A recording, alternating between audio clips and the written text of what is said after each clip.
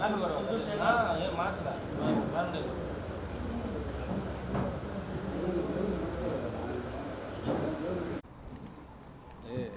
Trade ఇస్తారా చేస్తారా కూర్చోండి, ఏం పర్లేదు.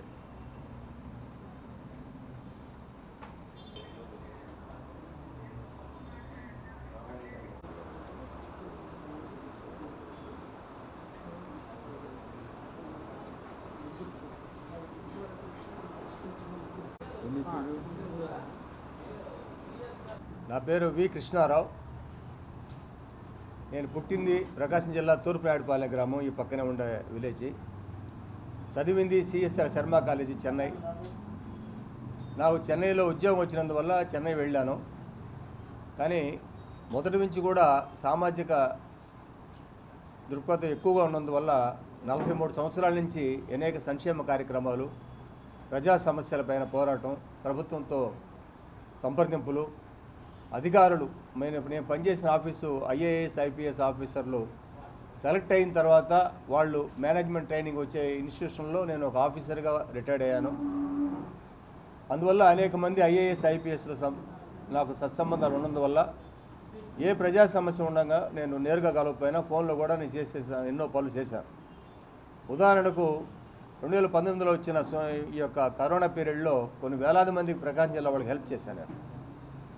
ఇక్కడ ముఖ్యమంత్రి, తెలంగాణ ముఖ్యమంత్రి ఇద్దరు కూడా కొన్ని వాళ్ళ యొక్క వచ్చిన అప్లికేషన్స్ నాకు ఫార్వర్డ్ చేస్తే నేను అవన్నీ కూడా చేయడం జరిగింది. ఇలా ఒక ఎగ్జాంపుల్ చెప్తున్నాను.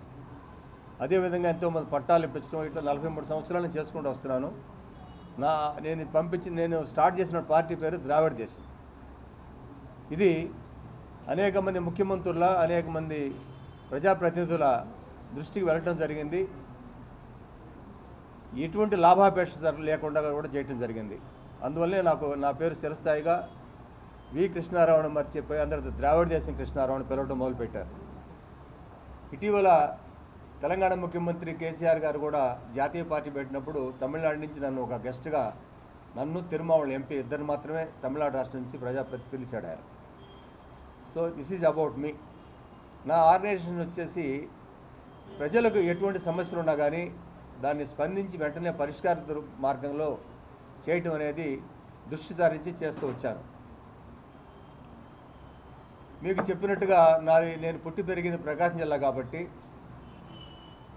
ఇతర రాష్ట్రాల్లో ఎన్నో సేవా కార్యక్రమాలు చేసినా మన పుట్టిన గడ్డకు, మన ప్రజానీకానికి, మన సోదరులకి, మన మిత్రులందరూ కూడా ఎవరికైతే అవసరం ఉందో, ఎవరికైతే ఇబ్బందులు ఉన్నాయో అవన్నీ కూడా పరిష్కారం చేసే దిశగా ఏదన్నా ఒక మార్గం ఆలోచించాలని చెప్పని అనుకున్నప్పుడు మిత్రులు డాక్టర్ పెరుగు మురళి గారు, ప్రముఖ వైద్యులు, కనిగిరిలో సాయికృష్ణ సూపర్ స్పెషాలిటీ హాస్పిటల్ పెట్టుకొని ఉన్నారు. అదేవిధంగా గౌరవనీయ శ్రీ అడకా స్వాములు గారు మీ అందరూ కూడా సుపరిచితులే. వీరు ఇంతకుముందు ఎన్జిఓ రాష్ట్ర అధ్యక్షులుగా పనిచేశారు. రిటైర్డ్ ఎడ్యుకేషన్ డిపార్ట్మెంట్ ఒక ఆఫీసర్ గారు కూడా రిటైర్డ్ అయ్యారు. ఇంకా అనేక మంది టీచర్లు, ప్రముఖ సంఘ సంస్కర్తలు, డాక్టర్లు, ఇక పత్రికా విభాగానికి సంబంధించిన మిత్రులు కూడా దీంట్లో కమిటీ సభ్యులుగా ఉన్నారు. ఎందుకంటే ఏదైనా ఒక కార్యక్రమం చేస్తే ఎప్పుడు కూడా స్వలాభాపేక్ష ఉంటే అది నిరంతరం కొనసాగదు. ఎటువంటి స్వలాభం లేకుండా ఎవరైతే త్యాగదూరత చేస్తారో, మీలాంటి మిత్రులు సహకారం చేస్తారో, ప్రజాప్రతినిధులు సహకారం చేస్తారు, మన యొక్క అధికారులు సహాయం చేస్తారు, ముఖ్యమంత్రి దృష్టి కూడా ఏ సమస్యను తీసుకెళ్లేటువంటి కెపాసిటీ మనకు ఉన్నదని చెప్పి మీ అందరూ కూడా తెలియజేస్తున్నాను. ఆ దృష్టిలో ఆలోచించి మిత్రుల యొక్క సంప్రదింపులు చేసిన పిదప జై శ్రీకృష్ణ బీసీ సమితి అని ఒక ఆర్గనైజేషన్ స్టార్ట్ చేశాం. ఈ ఆర్గనైజేషన్ ముఖ్య ఉద్దేశం ఏంటంటే, మొట్టమొదటిసారిగా మనం పుట్టింది ప్రకాశం జిల్లా కాబట్టి ప్రకాశం జిల్లాలో మన సేవలను ఫస్ట్ విస్తృతంగా మనం పరిచయం చేద్దాము. తర్వాత కాలక్రమేణా దీన్ని మీలాంటి మిత్రులు అందరూ కూడా దీంట్లో జాయిన్ అయ్యి రాష్ట్ర నలుమూలన మన సేవలు చేస్తే, ఇప్పుడు ఉండే 2 అధికార పార్టీల గురించి మీ అందరూ కూడా తెలిసిన విషయమే. కోట్లాది రూపాయలు ఖర్చు, ఒక మంచినీళ్ళలాగా సెలవు చేసి ఖర్చు పెట్టి దాన్ని మళ్ళీ ఎలా పొందాలనే చూస్తున్నారు. కానీ ప్రజల యొక్క సమస్యలు దృష్టి సారించడం అనేది మా యొక్క ముఖ్య అభియోగం. అటువంటి ధోరణి లేకుండా ఈ యొక్క సంస్థ ద్వారా అనేక మంచి కార్యక్రమాలు, ప్రజా అభిప్రాయ కార్యక్రమాలు, ప్రజా దృష్టి ముఖ్య సమస్యల దృష్టి పెట్టుకొని చేయబోతున్నాం. మొట్టమొదటిగా బీసీలకు చేద్దామని చెప్పిన తలంపుతోటి అందరికీ ఒకసారి చేయలేం కాబట్టి జిల్లాలో ఫస్ట్ కమ్యూనిటీ వైజ్గా తీసుకుందామని చెప్పని మొట్టమొదటిగా మన మిత్రులు ఇచ్చిన సలహా మేరకు జై శ్రీకృష్ణ అంటే ఆయన పుట్టింది యాదవ సామాజిక వర్గంలో పుట్టారు, అందరికీ సహాయం చేశారు, ఒక గీతోపదేశం చేశారు. ఆయన ఆదర్శంగా తీసుకొని ముందుగా ప్రకాశం జిల్లాలో ఉన్నటువంటి ఇటీవల ఎస్ఎస్సి రిజల్ట్స్ వచ్చాయి, మీ అందరూ కూడా తెలుసు. ఆ ఎస్ఎస్సి రిజల్ట్స్లో ప్రైవేట్ స్కూల్స్ ఉన్నాయి, గవర్నమెంట్ స్కూల్స్ ఉన్నాయి. ఈ ఉభయ విభాగాలకు చెందినటువంటి విద్యార్థుల్ని పరిగణలో తీసుకొని మన జిల్లాలో ఎవరెవరైతే ఏ ఒక్క మండల వారీగా 56 మండలాలు ఉన్నాయి ప్రకాశం జిల్లాలో. ఈ 56 మండలాల్లో ఒక్కొక్క మండలంలో ఒక్కొక్క ప్రైవేట్ స్కూల్లో ఒక్కొక్క ప్రభుత్వ స్కూల్లో మొదటి ముగ్గురిని ఎన్నుకున్నాం. అంటే ఒక్కొక్క మండలంలో ప్రైవేట్ స్కూల్ తరఫున ముగ్గురు, ప్రభుత్వ స్కూల్ నుంచి ముగ్గురు, మొత్తం 6 తీసుకొని మొదటి ర్యాంక్ వచ్చిన వారికి 3,000 రూపాయలు ప్రోత్సాహ బహుమతి, రెండవ బహుమతిగా 2,000 రూపాయలు, మూడవ బహుమతిగా 1,000 రూపాయలు. అలా ఒక్కొక్క మండలంలో 6 చొప్పున 56 మండలంలో 336 మందికి ఈ యొక్క ప్రణాళికలో మేము నిధులు కేటాయించి చేయాలని చెప్పిన ఒక తలంపుతోటి ఈ కార్యక్రమం సాధించాం. ముందుగా భగవంతుడు మాకు ఆశీర్వదిస్తే దాన్ని విస్తృతపరుస్తాం, అన్ని బీసీ వర్గాలు కూడా ఎక్స్టెండ్ చేస్తామని చెప్పి కూడా మీ సమావేశంలో మీ అందరి దృష్టికి తీసుకొస్తున్నాను. ఒక విద్య, ప్రతి ఒక్కరు కూడా విద్య ఉంటే ఆటోమేటిక్గా వాళ్ళు ఏదైనా ప్రముఖులుగా ముందు వస్తారు. విద్యార్థికులు అయితే సాధించలేనివాడు ఏమీ లేదు. మనం చేసిన కార్యక్రమాలు వాళ్ళు కూడా దాన్ని ఫాలో చేసి రాష్ట్రంలో మంచి ప్రాముఖ్యత వాళ్ళు కూడా చేయూతనిస్తే ఇంకా విస్తృతంగా మా కార్యక్రమాలు చేస్తాము. ఇదే కాకుండా తర్వాత కొంత గ్యాప్ తీసుకొని ఈ జిల్లాలో ఉన్నటువంటి అన్ని బీసీ వర్గాలకి, ఎస్సీ ఎస్టీ బీసీ మైనార్టీ వర్గాలు అందరూ కూడా కలిపి క్రికెట్ లాంటి టోర్నమెంటు జరిపి ఆ విధంగా అందరూ కూడా సమైక్యపరిచి ప్రోత్సహిద్దామని చెప్పని రాష్ట్ర వ్యాప్తంగా తర్వాత చేద్దాం అనుకుంటున్నాం. ప్రస్తుతం మాత్రం మన జిల్లాలోనే ఒక 3-4 నెలల గ్యాప్లో చేద్దామని చెప్పని ఆ యొక్క కార్యక్రమం కూడా మేము అమలు చేయబోతున్నాం. తద్వారా ఒక క్రీడలు ముందుకు వచ్చిన వారికి ప్రోత్సాహం గవర్నమెంట్ ఇస్తున్నారు, స్కాలర్షిప్స్ ఇస్తున్నారు, ఉద్యోగ అవకాశాలు ఇస్తున్నారు. విద్యలో కూడా ఎక్కువ క్రీడాకారులు కూడా వాళ్ళకి రిజర్వేషన్స్ ఉన్నాయని కూడా మీ అందరూ కూడా తెలియజేస్తున్నాం. ఆ దృష్టితో కూడా మేము పనిచేస్తున్నాం. అదేవిధంగా ఈ యొక్క సంస్థలో 3 డాక్టర్లు ఉన్నారు, వారు ఒంగోలులో వాళ్ళు ఉన్నారు, కనిగిరిలో వారు ఉన్నారు.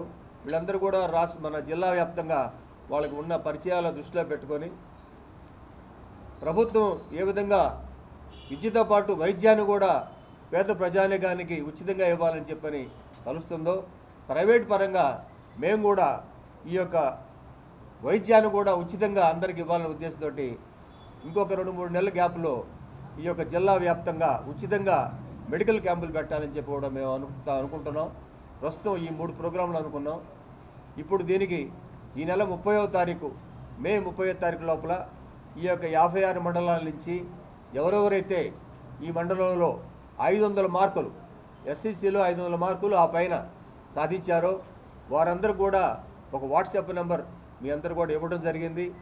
ఆ వాట్సాప్ నెంబర్కి మీరు కూడా మీ యొక్క సహాయ సహకారాలతోటి ఆ నెంబర్ కూడా విస్తృతంగా అందరికీ కనుక మీరు కనుక చేరగలిగితే ఈ జిల్లాలో అందరూ కూడా ఆ విషయం తెలిసిపోయి ఎస్ఎస్సి మార్క్ సర్టిఫికేటు, అదేవిధంగా ఆధార్ కార్డు, దానిలో ఉంటే వివరాలన్నీ కూడా మేము సేకరించి వాళ్ళ సెల్ ఫోన్ నెంబర్ తీసుకొని తర్వాత దాన్ని ఒక డేటా చేసుకొని ముందు అన్ని కార్యక్రమాలు విస్తృతి చేయడానికి ఈ యొక్క డేటా ఉపయోగపడుతుందని చెప్పి కూడా మీ అందరూ కూడా తెలియజేస్తున్నాను.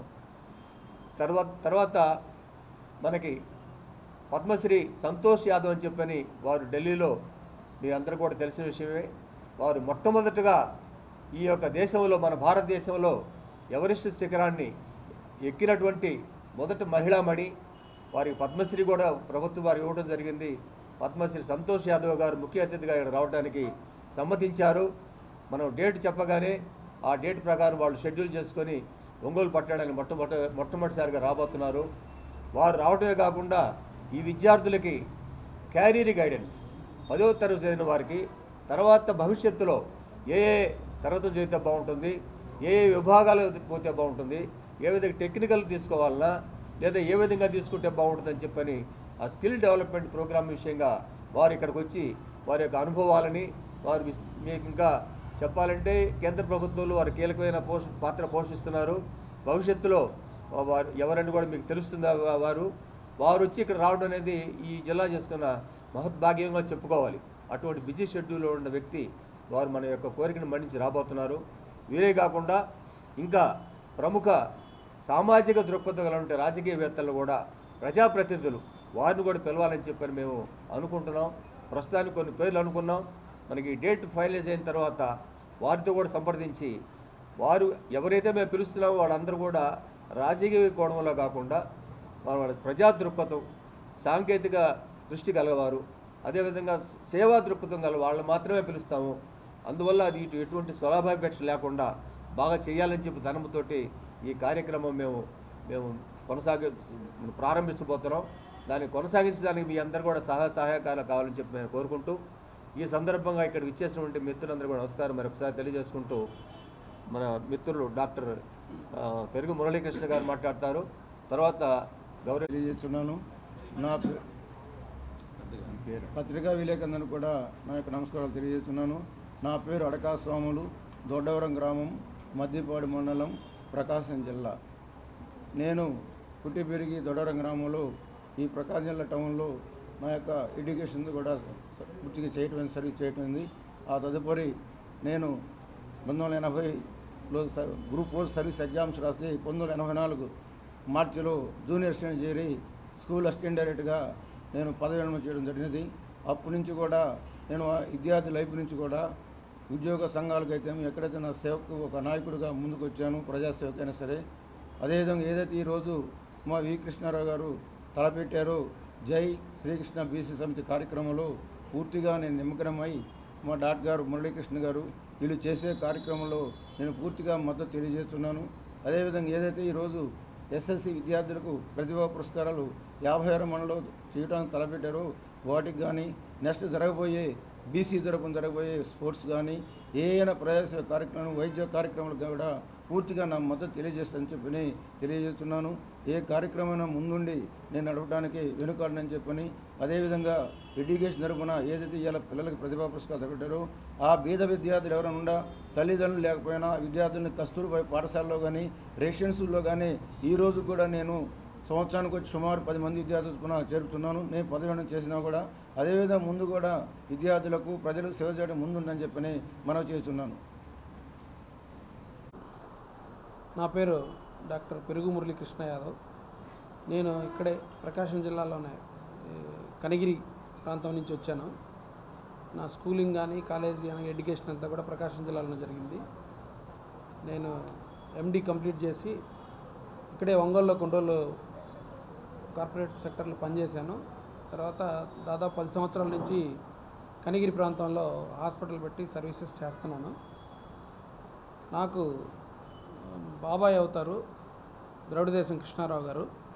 ఆయన సహాయ సహకారాలతో నేను కూడా సాంఘిక కార్యక్రమాల్లో పాల్పంచుకోవాలని, ముందుకు రావాలని ఇంట్రెస్ట్ తోటి దీంట్లో మేము అందరం కలిసి మాట్లాడుకోవడం జరిగింది.